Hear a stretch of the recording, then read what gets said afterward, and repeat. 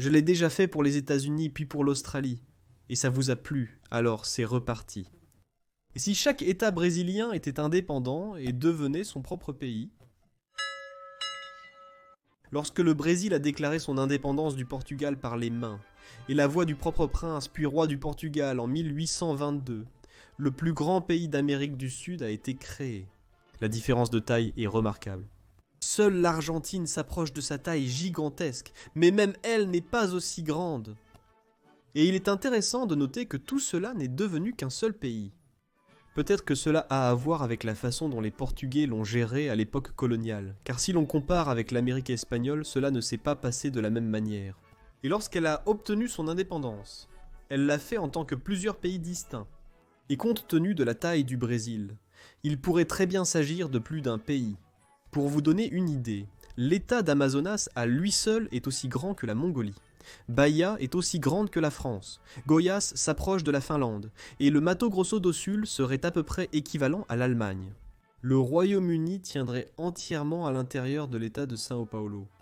En raison de cette taille gigantesque, le territoire a toujours été gouverné d'une manière quelque peu fédérale, comme une seule étendue continue de terre mais divisée en différentes régions pour faciliter l'administration. Cela est visible depuis le tout début avec le colonialisme portugais jusqu'à aujourd'hui.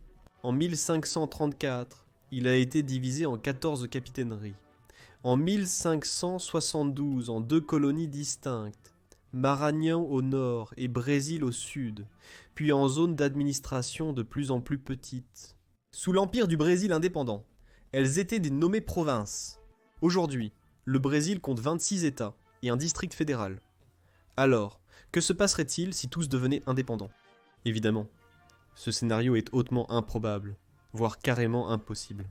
Le premier article de la Constitution brésilienne stipule « La République fédérative du Brésil est formée par l'union inséparable des États dits fédéraux. » De plus, le Brésil semble être un État-nation solide.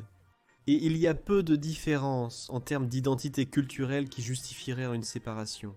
Mais c'est toujours intéressant d'y réfléchir. Donc, 26 nouveaux pays, en supposant que le district fédéral serait simplement incorporé à l'un d'entre eux. C'est beaucoup. Et donc, avant d'aborder la possibilité que chacun d'entre eux devienne son propre pays, je veux mentionner une option beaucoup plus viable, bien que tout aussi improbable. Et si le Brésil se divisait en 5 pays?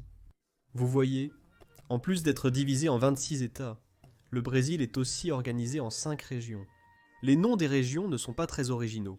Ce sont littéralement leurs emplacements géographiques, donc il faudrait créer de nouveaux noms pour ces pays. Celles-ci sont littéralement traduites. La région nord, la région nord-est, la région centre-ouest, la région sud-est et la région sud. Chacune de ces régions est composée de plusieurs États, et il serait beaucoup plus logique, surtout d'un point de vue économique, qu'une telle division ait lieu. En suivant les noms des plus grands États, ces 5 nouveaux pays pourraient chacun s'appeler Amazonas Pará, Mato Grosso, Maranhão Bahia, São Paulo et Rio Grande do Sul. Ces 5 pays seraient énormes. La région nord serait aussi vaste que l'Inde. Et en plus de ces régions bureaucratiques, il existe aussi d'autres divisions naturelles qui pourraient éventuellement définir les frontières de pays séparés regroupant plusieurs États. Par exemple, la division hydrographique du Brésil, qui définit 11 régions distinctes en tenant compte des ressources en eau dont chaque zone dispose. Une statistique intéressante est que la région nord, dans son ensemble, possède 68% des ressources en eau du pays. En tenant compte des besoins de chaque région en matière de ressources, en particulier d'eau, cela aurait effectivement du sens comme critère de division. Ces 2 méthodes de division seraient bien plus viables, mais regardons le point principal de cette vidéo. Chaque État devenant son propre pays. Les États du Brésil sont très différents, sur pratiquement tous les facteurs possibles. La taille, la population, la prospérité économique et le produit intérieur brut, etc. Alors, examinons quelques-uns de ces principaux facteurs, et voyons lesquels s'en sortiraient probablement le mieux et le moins bien, en cas d'indépendance. En ce qui concerne la taille, l'Amazonas est le plus grand État, avec plus d'1 500 000 km². Et son voisin, le Pará, est le deuxième plus grand, avec 1 200 000 km². Le Mato Grosso complète le top 3, avec près de 900 000 km². Rien que ces 3 États seraient équivalents en taille à la Mongolie, à l'Angola et au Venezuela, respectivement. Les plus petits États, sans compter le district fédéral, seraient Sergipe avec 21 000 km², Alagoas avec 27 000 et Rio de Janeiro avec 43 000. Mais même en étant les plus petits, ceux-ci auraient la même taille que elles. Salvador, Haïti et le Danemark restent en tête. Cependant, nous ne devrions pas évaluer ce facteur uniquement en client d'eux. L'Amazonas, le plus grand état du Brésil, est en grande partie constitué de la forêt amazonienne. Nous devons donc aussi considérer l'étendue du territoire urbanisé. Dans ce cas, São Paulo, Minas Gerais et Rio Grande do Sul sont les 3 premiers, ce qui n'est pas nécessairement positif. La valeur d'une forêt amazonienne intacte est bien plus grande pour le Brésil et pour le monde qu'un tas de bâtiments. Parfois, une population plus nombreuse n'est pas forcément bénéfique. C'est le facteur suivant, la population. São Paulo est la ville la plus peuplée, avec plus de 44 millions d'habitants. Minas Gerais arrive en 2e position avec 20 millions, et Rio de Janeiro suit avec 16, bien que Bahia soit très proche, en 4e position avec 15 millions. Les moins peuplés sont Roraima, Amapá et Acre, qui comptent respectivement 500 000, 750 000 et 800 000 habitants. Cependant, plus de population signifie généralement une meilleure économie. Vous avez plus de personnes qui travaillent, plus d'entreprises et plus d'impôts collectés. Ceci est visible dans un autre facteur important qui distingue les États. Le produit intérieur brut. São Paulo a le meilleur produit intérieur brut du Brésil, même si ce sont des données de 2015, avec 1,9 milliard. Rio de Janeiro a 650 millions, et Minas Gerais 500 millions. Tandis que les États que nous venons de voir, avec la plus faible population, ont aussi les plus petits produits intérieurs bruts avec Roraima, par exemple, atteignant seulement 10 millions. Encore plus que la taille. Les valeurs du produit intérieur brut nous permettent vraiment de comparer comment certains États se classent parmi d'autres pays, en dépassant beaucoup d'entre eux à eux seuls. São Paulo avait un produit intérieur brut équivalent à celui de Taïwan en 2016. Rio Grande do Sul s'est rapproché du Maroc. L'Amazonas a généré autant que l'Estonie. Espírito Santo avait le même produit intérieur brut que le pays voisin du Brésil, le Paraguay. D'autres indicateurs nous montrent également que le Brésil est, sous certains aspects, relativement équilibré entre les États, bien que certains aspects révèlent des données très préoccupantes et différentes. L'alphabétisation est plutôt bonne presque partout, bien que 11 États soient en dessous de 90%. En ce qui concerne l'espérance de vie, il y a une grande différence de 9 ans entre la première et la dernière place. Maranhão est dernier avec seulement 70 ans, tandis que Santa Catarina est premier avec 79 ans. Et l'indice de développement humain nous montre aussi une grande différence entre les États du Sud et du Nord, le Sud étant plus développé que le Nord.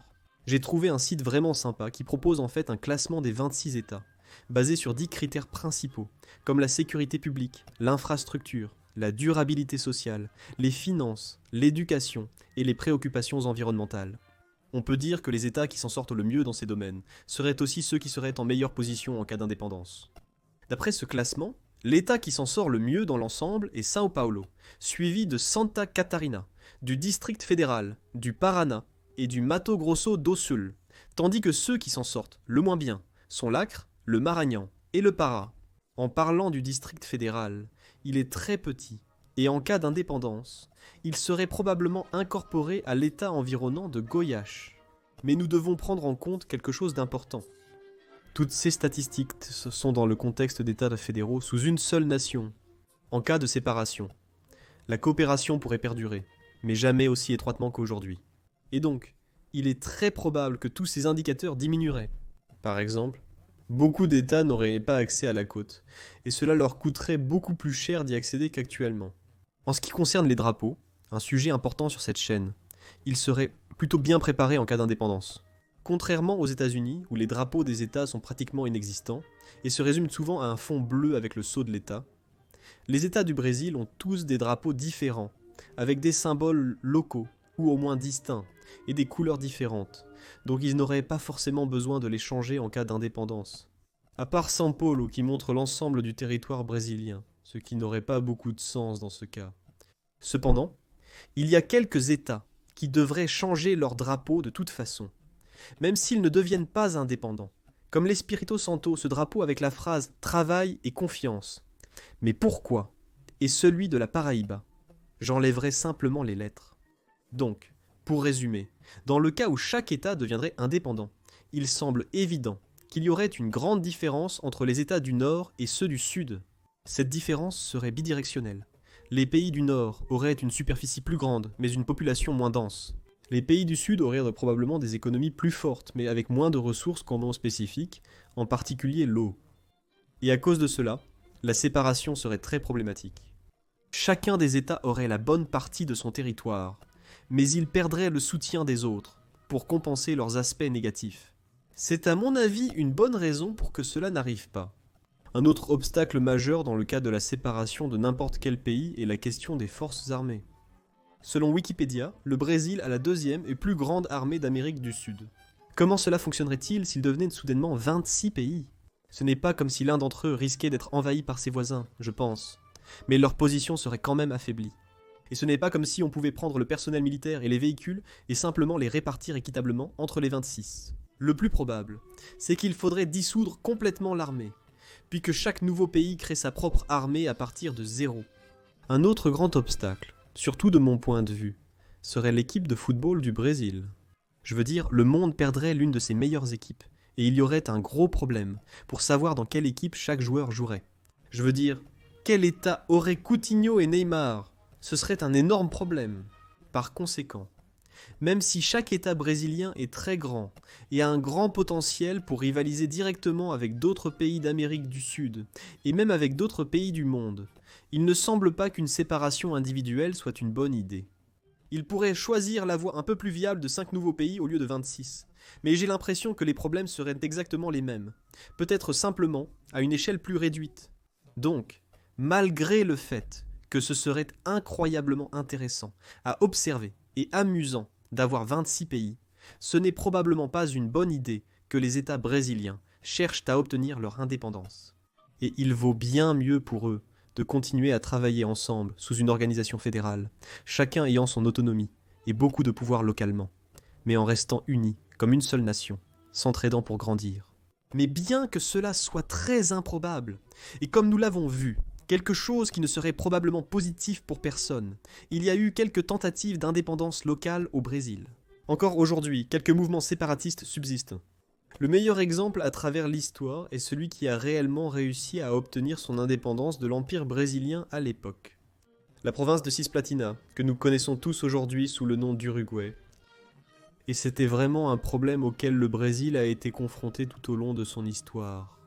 Aujourd'hui, le mouvement le plus sérieux pour l'indépendance et le séparatisme est celui qui cherche l'indépendance du sud du Brésil, formé par les États du Paraná, du Rio Grande do Sul et de Santa Catarina.